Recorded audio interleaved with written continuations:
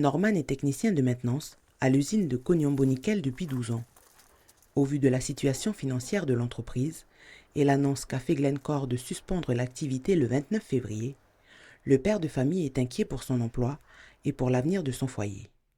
Malgré l'annonce faite hier par le ministre de l'économie Bruno Le Maire d'un soutien financier de l'État à hauteur de 24 milliards de francs, Norman reste lucide.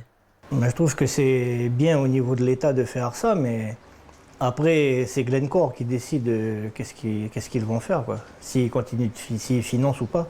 Et puis là, avec les 1300 employés, on ne sait pas combien de personnes vont rester sur le site pour la mise en veille, si c'est une mise en veille froide ou chaude.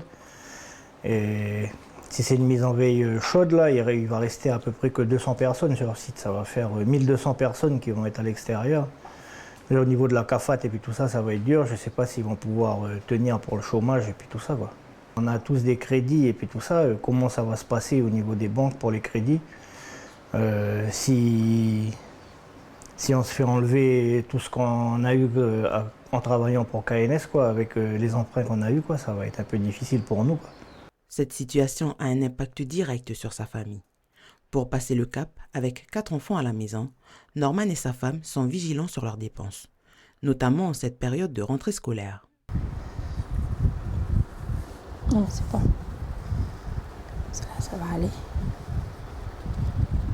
Pour la petite qui rentre en CM2, on va vérifier tout son linge de l'année dernière. Si ça lui va, elle va réutiliser cette année.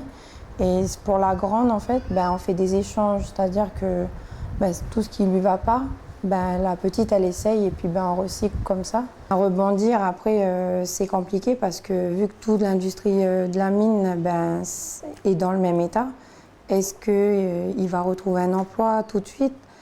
Est-ce qu'il ne sera pas obligé de partir, donc nous laisser nous ici pour partir à Nouméa et revenir le week-end? Est-ce que nous, on ne va pas se retrouver un peu tout seul ou même nous devoir, moi, quitter mon travail pour pouvoir déménager pour pas que la famille elle soit séparée en fait. On ne peut pas se projeter dans un mois, c'est au jour le jour. Tous les jours, on a des nouvelles un peu comme ça, mais c'est flou.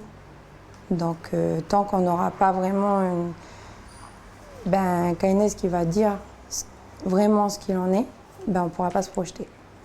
Devoir se réorganiser pour trouver une stabilité, c'est la préoccupation majeure de ces familles que l'industrie minière fait vivre.